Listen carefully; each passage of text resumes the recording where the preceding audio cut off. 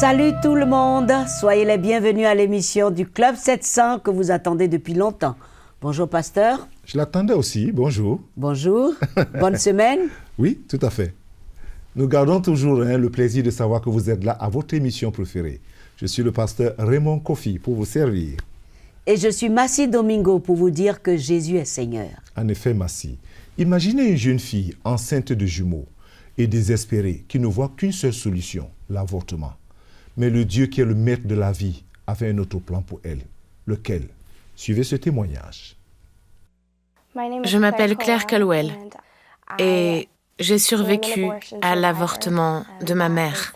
C'est très rare, mais pourtant c'est bien ce qui m'est arrivé. J'étais un des 2 fœtus dans le ventre de ma mère et aujourd'hui, bien que je sois toujours une des 2 jumelles, ma sœur n'est plus là. Je suis ici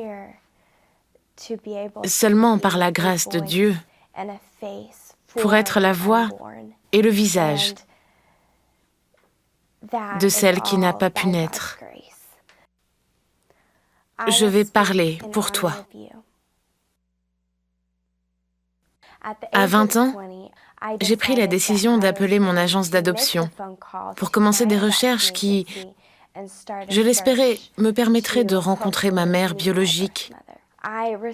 Elle m'a appelée 1 mois plus tard. Je suis allée lui rendre visite. J'avais une carte pour elle. J'y avais écrit « Merci d'avoir choisi la vie pour moi. C'est le plus beau cadeau que j'ai jamais reçu. » Elle a ouvert la carte et ses larmes de joie intense se sont transformées petit à petit en larmes de grande tristesse. Elle m'a prise par la main pour m'emmener dans une autre pièce et elle a commencé à me parler de sa vie. Elle m'a dit qu'elle avait grandi dans une famille divorcée. Elle vivait avec sa mère et celle-ci cumulait plusieurs emplois. Ma mère biologique a dû prendre des décisions d'adulte très jeune. Elle se mit en quête de l'amour pour s'épanouir, comme beaucoup d'entre nous le font. Et elle se retrouva enceinte à 13 ans. Sa mère lui a dit qu'il n'y avait qu'une chose à faire, et elles ont pris la voiture pour se rendre dans une clinique d'avortement. Ma mère biologique était à 5 mois quand elle s'est fait avorter. Ce jour-là, après l'intervention, elle est rentrée chez elle et a repris sa vie d'adolescente. 4 semaines plus tard, elle était en cours de gym avec sa meilleure amie qui lui a dit « As-tu revu le docteur ? On dirait que quelque chose ne va pas. Tu devrais peut-être te faire examiner pour vérifier s'il n'y a pas un problème. » Elle a demandé à sa mère de l'emmener à nouveau voir le médecin avorteur pour se faire examiner. C'est alors qu'elle a reçu le plus grand choc de sa vie, quand il lui a dit « Vous êtes encore enceinte. L'avortement a réussi, mais vous êtes encore enceinte. Vous aviez des jumeaux. L'un a été avorté, mais l'autre a survécu. Vous portez toujours un enfant. » On lui expliqua que sa poche des os, qui est la poche dans laquelle se trouve le bébé et qui lui donne ses nutriments, avait été détruite. 2 semaines plus tard, ma mère biologique donna naissance à une petite fille, c'était moi. À ma naissance, je pesais 1,4 kg. Mes hanches étaient déboîtées et mes pieds étaient recroquevillés en pieds-bots. J'ai dû rester à l'hôpital 2 mois et demi. J'étais sous assistance médicale. Quand je suis sortie, j'avais des plâtres aux pieds pour redresser mes pieds-bots. J'avais aussi un harnais aux hanches pour essayer de remettre mes hanches en place. Pendant 2 ans encore, J'ai dû porter différents plâtres et même des plâtres de buste pour que mon corps prenne une forme normale. Je sais que ça ressemble à une histoire horrible. Beaucoup de gens m'ont demandé « N'es-tu pas furieuse? N'es-tu pas en colère ?» Mais je réponds que non. Parce que ma mère biologique est probablement ma plus grande héroïne. Parce que elle n'était pas obligée de tout me raconter. Mais grâce à son courage, grâce à sa force et à son altruisme, la vie de beaucoup de gens a changé. Un avortement n'affecte pas seulement une personne. Il provoque un effet domino. Et bien que ça a eu lieu, Dieu en a fait quelque chose de très beau. Dieu m'a appris à compter sur lui, à ne pas être centré sur moi, mais sur lui, sur sa grâce, sur le don merveilleux de la vie qu'il nous a donné, même si la vie semble une évidence, parce que nous l'avons tous. Elle est un don. Dieu peut parler par mon histoire, par l'histoire de ma mère biologique, par l'histoire de mes parents, et partager ce don avec le monde. Je ne garderai pas le silence. Ô grand Dieu, maître de la vie, il nous connaît depuis le ventre de notre mère. Le psalmiste dit « Dès le sein maternel, j'ai été sous ta garde.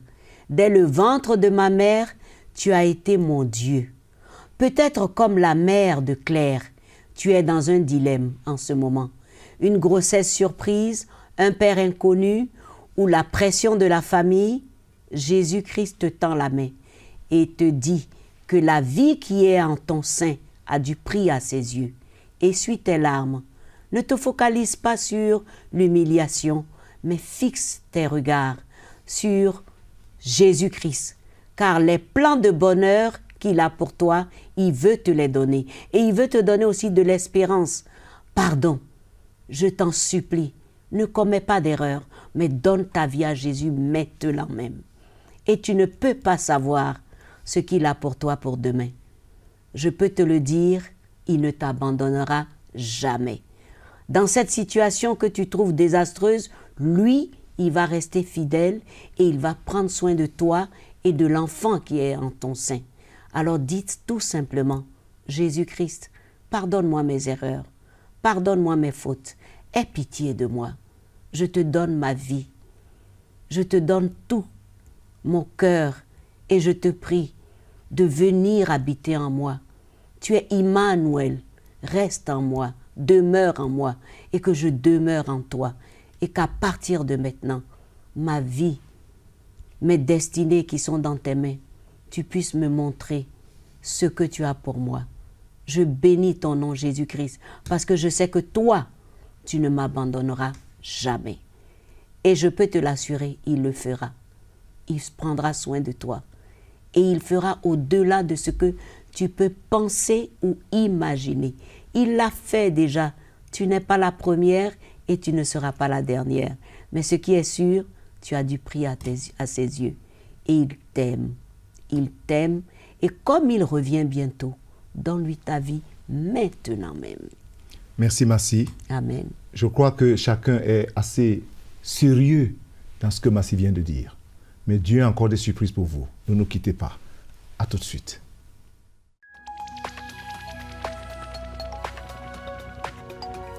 Si vous avez des questions spirituelles, des besoins de prière ou même si vous avez besoin de conseils, n'hésitez pas à nous contacter aujourd'hui à cette adresse ou au numéro suivant.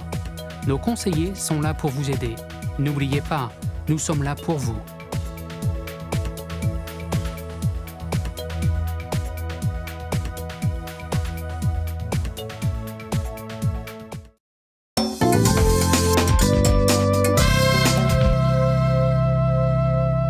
Bienvenue de nouveau au Club 700. Voici l'histoire extraordinaire de Ardebili. En devenant chrétien, il a été battu à mort, jeté dans un puits rempli de serpents, de scorpions. On se demande, est-ce qu'il a survécu? Regardons. Russ Ardebili a grandi en Iran avant la Révolution. Ses parents étaient des musulmans modérés, mais enfant, Russ était très sceptique par rapport à l'islam. Mon père m'enseignait la religion régulièrement, mais j'avais toujours des doutes. Russ alla à l'école avec plusieurs chrétiens arméniens et commença à s'intéresser au christianisme. Dans l'islam, le Coran parle de Christ, de la naissance de Jésus et de la Vierge Marie. C'est ça qui m'a intéressé. Quand Russ était petit, le Shah d'Iran régnait. Il y avait une plus grande tolérance pour les autres confessions de foi. Avant la Révolution, les Juifs, les Bahaïs, les chrétiens, les musulmans cohabitaient ensemble sans problème. Russ fit des études universitaires aux États-Unis. Mais en 1979, tout changea lorsque le Shah fut renversé par l'ayatollah Khomeini. 52 otages américains ont été... Russ avait peur de rentrer en Iran. Il finit par se marier avec une femme qui fréquentait une église pentecôtiste. Lorsque son mariage tourna court, Russ comprit qu'il avait besoin d'aide. Un soir, il se rendit dans une église. Je savais que Christ m'appelait. Ils ont fait un appel et, en larmes, je me suis avancé et j'ai accepté Christ comme mon sauveur. Je lui ai demandé pardon pour mes péchés. Russ retourna en Iran s'occuper de sa mère malade. Il épousa une femme musulmane et eut un enfant, Salar. Russ ne pouvait pas s'empêcher de parler de Jésus et de sa vie que Dieu avait changée, ce qui ne plaisait pas du tout au nouveau gouvernement radical. J'ai été arrêté et bâillonné par les gardiens de la Révolution qui me retinrent 3 ou 4 jours sans manger. On me donnait juste un peu d'eau et j'ai été battu. Ils m'ont battu 90 fois. Je n'ai jamais rien senti, même si j'avais le dos en sang et que je le voyais couler à terre. Chaque fois qu'ils me battaient, j'invoquais Christ. Loué soit le Seigneur. Mon dos était écorché, déchiré, sanguignolant. Mais je restais debout et je leur souriais. Je leur disais « Que Dieu vous bénisse ». Ils en restaient sans voix. Ce ne fut pas la seule fois que Russ fut arrêté et torturé. Chaque fois, ils pensaient qu'ils allaient me donner une bonne leçon et que j'allais redevenir musulman. Cependant, chaque fois que j'étais harassé ou battu, je me renforçais. Russ trouva un emploi de contremaître dans une compagnie de forage. Il y fit une autre rencontre avec les gardiens. Nous sommes sortis de mon bureau et il y avait un ancien puits à quelques pas. Nous parlions tout en marchant et l'un d'eux m'a subitement poussé dans le trou. J'ai eu la jambe fracturée en morceaux. Nous étions en bordure du désert et je savais qu'il y aurait des serpents venimeux et des tarentules aussi grosses que ma main qui me couvriraient de partout. Je me suis évanoui. J'ai repris conscience. J'ai prié. J'ai appelé à l'aide. Mais personne ne pouvait m'entendre. Plus tard ce soir-là, le patron de Russ alla s'enquérir de lui et l'entendit appeler au secours. Il le sortit du puits. J'ai été emmené en ambulance. On m'a opéré la jambe et la hanche et l'opération a duré 10 heures. Je suis resté 1 semaine à l'hôpital. Bien qu'il fût resté plusieurs heures dans ce trou infesté de serpents, pas un seul ne le mordit. Je suis resté en prière tout ce temps. Ça a été un autre miracle en Christ. Lorsque Russ sortit de l'hôpital, il fuit en Turquie et trouva ensuite asile aux États-Unis. Sa femme refusa de l'accompagner et ils divorcèrent. En 2007, il retrouva son fils Salar. Aujourd'hui, Russ aime parler de Christ aux musulmans. La religion musulmane n'est pas si mauvaise, mais il n'est pas bon de la considérer d'un point de vue radical. Christ peut donner la paix, Christ peut les rendre libres, mais personne ne le leur dit. Russ s'est installé au Kentucky, où il travaille dans une entreprise de transport. Salah étudie à l'université. Marié à Brenda, Russ et sa femme sont tous deux actifs dans leur église. Jésus est toute ma vie. Je trouve la paix en Jésus. Je trouve le réconfort en Jésus. Je trouve la liberté en Jésus. Je crois que mes péchés sont pardonnés et que j'aurai la vie éternelle avec Christ. Vous savez, les amis, chacun de nous porte dans son cœur un monde intime de faiblesse et de manquement qu'il cache avec soin. C'est à peine s'il se les avoue lui-même. Et ce repli obscur monte comme une source néfaste de puissance, d'inertie et de découragement et de doute. Armés et vaillants en apparence, nous portons sous ces dehors que voit le monde une blessure, par où s'échappe notre vigueur. Malheureux que nous sommes, on peut le dire, nous nous taisons alors qu'il conviendrait de crier « Au secours, Seigneur !» Mais nous craignons de perdre nos amis. Et en nous montrant tels que nous sommes, hein, vous savez, cette crainte est un des châtiments de notre hypocrisie. Craindre de perdre une affection qui ne s'adresse pas à nous, mais au personnage que nous jouons, et dans cette crainte, laisser mourir le cœur vivant afin de sauver le masque mort. Quelle peine plus cruelle, n'est-ce pas? Pourrait-on rêver? C'est ça la vie. Non, la vérité ne tue pas l'amitié, mais elle la fait vivre au contraire. Il existe une amitié forte et durable, consolante, plus douce, vous pouvez imaginer, que tous les sentiments, de quelque nom qu'on les nomme. Cette amitié est peu connue et peu pratiquée. Elle fleurit à des hauteurs de vie spirituelle, auxquelles n'atteignent pas des âmes légères et molles. Mais partout où elle hésite, cette vérité, elle devient un foyer de bénédiction. Alléluia. C'est comme un centre de lumière et de chaleur dans les ténèbres glacées. La créature souffrante se ranime sous un regard qui le scrute avec sympathie. Elle répond, « Tu me sondes, Seigneur, car tu m'aimes. Je te donne ma vie puisque tu l'as sauvée. Tu me sondes, et Dieu te sonde en ce moment. Dis-le avec moi, « Seigneur, tu me sondes et tu me connais. Mais je te donne ma vie, Seigneur, parce que tu l'as sauvée en mourant sur la croix. Tu me sondes, Seigneur, et tu me pèses, et tu connais mes pleurs. Tu connais mon chagrin, tu connais ma honte et tu connais mon humiliation. Mais je te donne ma vie parce que tu m'aimes et tu m'as sauvé sur cette croix. Je te dis merci, Seigneur, pour le sang que tu as versé à Golgotha. C'était pour moi, Seigneur. Moi aussi, je te tends la main maintenant même. Tends-lui ta main en ce moment. Et laisse-toi aller selon que le Saint-Esprit est en train de te parler en ce moment. Tu connais ton besoin. Tu connais ce que tu essaies de cacher et tu sais ce que tu souffres à l'intérieur. L'amitié ne tue pas, ou alors la vérité ne tue pas l'amitié. Cette amitié, Dieu te l'offre au travers de son Fils. Seigneur, touche tous ceux-là qui regardent cette émission en ce moment, ceux qui souffrent dans leur cœur et ceux qui souffrent dans leur corps, et guéris-les. Au nom de Jésus. Amen. Merci d'avoir prié avec moi, mais ne nous quittez pas pour la suite. Dieu vous bénisse.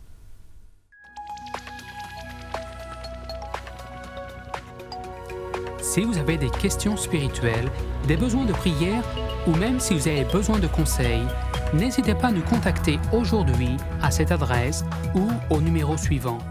Nos conseillers sont là pour vous aider. N'oubliez pas, nous sommes là pour vous.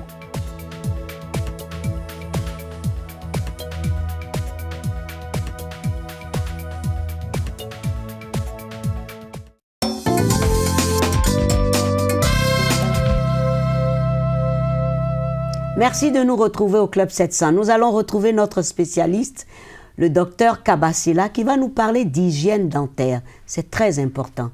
Écoutons-le. Je reviens encore dans votre cabinet dentaire. Aujourd'hui, je voudrais des conseils pratiques d'hygiène pour tout le monde, pour la famille, pour ceux qui nous regardent. qu'est-ce qu'on doit faire pour avoir une bonne dentition, pour avoir une vie hygiénique saine au niveau des dents, docteur? Brossez vos dents et brossez vos dents. Au moins 2 fois par jour, il faut brosser vos dents et ne pas oublier d'utiliser le fil dentaire. Je vous conseille même au niveau du fil dentaire qu'il faut l'utiliser en premier lieu et puis après, brosser vos dents, surtout la nuit. En plus de cela, allez visiter votre dentiste le minimum de 2 fois par an.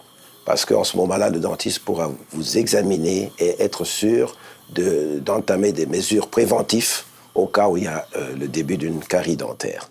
C'est tout ce que je vous conseillerais à faire. Merci. Merci. Merci beaucoup pour tous ces conseils.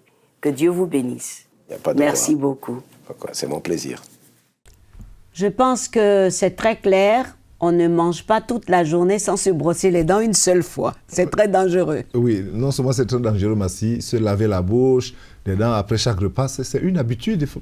En fait, pour moi, je trouve que c'est une culture ou alors question de discipline.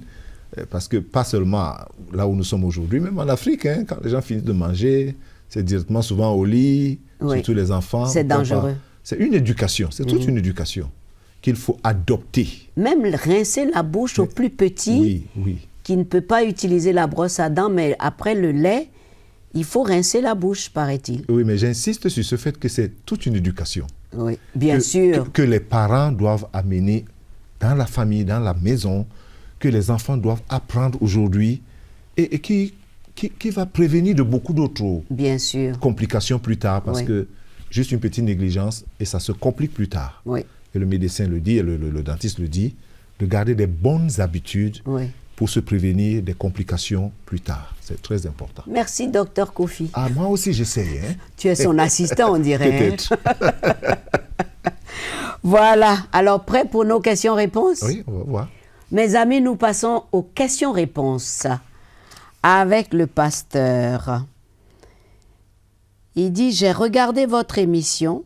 C'est Roland qui dit, j'ai regardé votre émission, j'ai été touché et j'ai envie de devenir un enfant de Dieu. Comment faire? Confesser ses péchés au Seigneur. Reconnaître d'abord qu'on est pécheur. Parce que le fait de confesser, ce n'est pas une récitation. C'est pas une récitation qu'on fait au Seigneur, je te confesse mes péchés. Non. C'est de reconnaître que je suis un pécheur. Tout à fait. Et c'est sérieux. Oui, et on n'est pas pécheur parce qu'on a péché. Attention, on est pécheur par naissance. Tous ont péché, c'est-à-dire tous sont nés pécheurs. Tous ont besoin d'être nés de nouveau. Donc, il ne faut pas calculer les péchés ou les peser ou les classer. On est déjà pécheur par naissance. Le reconnaître devant Dieu et reconnaître le sacrifice de Jésus sur la croix qui seul nous donne accès à Dieu et à cette nouvelle naissance. Faire cette prière et simplement inviter Jésus dans son cœur. On n'a pas besoin de sentir quelque chose dans le corps, hein, mais croire par la foi. Celui qui confessera de sa bouche Tout à fait. et qui croit en son cœur est né de nouveau et devient un enfant de Dieu. C'est tout. C'est Roland tout. et pour tous ceux qui nous suivent en ce moment même. C'est si simple finalement. Oui, le ciel, c'est juste sur nos lèvres. Très bien. Alors, s'il vous plaît, est-ce que le baptême est obligatoire pour entrer au paradis? La question, on peut répondre en disant, est-ce que le brigand crucifié s'est fait baptiser pour aller au paradis? Non. Donc, il y a la réponse. Il y a des situations on peut se trouver dans des situations où on ne peut pas, il n'y a pas moyen de se faire baptiser parce que peut-être il n'y a personne. Ou alors on est dans une situation où demain on sera exécuté. C'est le salut, c'est la foi en Christ qui nous conduit au ciel. Très bien. C'est la foi en Il faut Christ. obéir tout simplement. L'année passée, je priais et j'apprenais que j'ai fini par apprendre que j'ai échoué à mon examen. Pourtant, je priais tellement. Est-ce par manque de la volonté de Dieu ou Dieu voulait-il me punir pour quelque chose? Non, ce n'est pas une punition. Les plans de Dieu sont toujours cachés. Oui. Dans ce qui nous semble être comme un retard est une solution plus grande, plus meilleure que Dieu nous réserve. Un échec dans la vie n'est pas toujours parce que Dieu nous a oubliés ou bien parce qu'on a mal prié. Et aucun échec n'a besoin d'être final. je voudrais le dire. Aucun échec n'a besoin d'être final. Un échec peut être une leçon. Un échec, humainement parlant, peut nous faire du mal. Mais Dieu a ses plans, et ses plans nous conduisent dans ce qui est plus meilleur et pour notre bonheur. Voilà. Écoutez ça très bien. Je suis fidèle auditeur du Club 700. Comment faire pour avoir un conseiller spirituel qui pourra me suivre? Il faut s'adresser à son église locale, à son pasteur, qui peut trouver quelqu'un d'autre si le pasteur ne peut pas le faire. Il y a beaucoup d'autres membres dans l'église locale qui peuvent être un conseiller pour la personne. Et il faut savoir accepter le conseil des autres frères dans l'église, des frères matures, je vais dire, oui, qui sont des aînés. C'est important. C'est très important. Oui. Voilà. Je désire être formé pour devenir prédicateur de l'Éternel. Que dois-je faire? Est-ce que le Club 700 offre ce type de formation? Tout d'abord, je voudrais dire à la personne et à d'autres personnes que c'est toujours bien de se référer à leur église locale. Il y a des pasteurs, il y a des anciens dans l'église, il y a des serviteurs et des servants du Seigneur dans l'église qui offrent de telles formations, de telles aides aux chrétiens qui veulent faire quelque chose pour le Seigneur. C'est toujours bien de partir à partir de l'église locale pour exprimer son don et son talent à travers partout. Le Club 700, dire que nous offrons, non, le Club 700 c'est une émission, nous offrons Christ aux gens et les aider à être dans une église locale où ils peuvent apprendre beaucoup plus. C'est important. Oui, et le Club 700 est partenaire aux églises. Aux églises, nous travaillons en collaboration avec les églises. Ça, c'est très important. Ça, c'est très important. Donc il ne faut pas s'échapper de l'église locale pour vouloir dire que, bon, Club 700, on va tout faire pour... Non, le Club 700, nous travaillons avec l'église. Alors, tu as des problèmes pour répondre à des questions parce que tu réponds vite, tu n'as aucun problème. Pas tellement de problèmes parce que je compte sur le Saint-Esprit. Tu comptes sur le Saint-Esprit. Et puis la parole du Seigneur qui nous inspire. Et la parole du Seigneur. Oui. En conclusion, on devrait leur dire de lire beaucoup la parole de Dieu pour avoir tous les renseignements. Le meilleur conseiller. Tout à fait. Merci, merci. Alors, c'était bien le club aujourd'hui? C'est toujours merveilleux de partager l'amour de Dieu avec les autres. Mes amis, nous avons terminé l'émission. Écrivez-nous, l'adresse est sur votre petit écran. Visitez-nous, le club700.tv, et sur Facebook, n'hésitez surtout pas à envoyer vos questions. Le pasteur se fait toujours un plaisir de vous répondre. Nous vous souhaitons une bonne soirée où que vous soyez. Merci pasteur. À très bientôt. Au revoir.